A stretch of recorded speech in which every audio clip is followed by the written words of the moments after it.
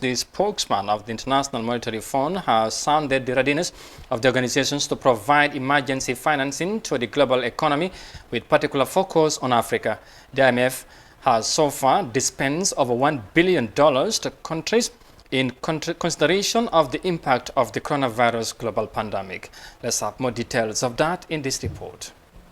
International Monetary Fund is gearing up for the provision of more emergency support in the sub-Saharan Africa amidst the coronavirus globally. Speaking during a virtual news conference, spokesman of the IMF, Gary Rice, said the IMF has so far disbursed over $10 billion in financing countries in the sub-Saharan Africa, which is roughly 10 times the average annual support from the IMF. So what does that mean? As of June 3rd, yesterday, between 35 and 40 sub-Saharan African countries have made a request for emergency assistance from the IMF, and 27 countries so far have received financing from the fund. They have received it for a total of about US $10 billion.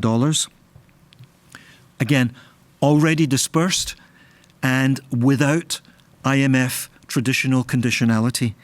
Mr. Rice welcomed by the European Central Bank in expanding financing for EU member states. Given the crisis, the priority continues to be swift implementation of this response effort to the crisis.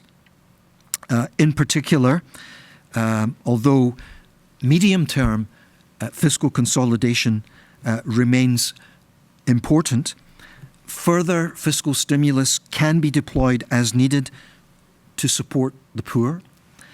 And given the sharp slowdown in domestic and global activity, there may be scope for additional monetary easing as well to support growth and financial stability.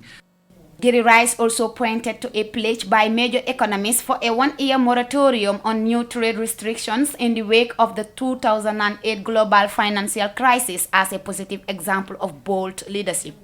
Today, more than ever, the global economy would benefit from a more open, stable, transparent, rules-based trade system.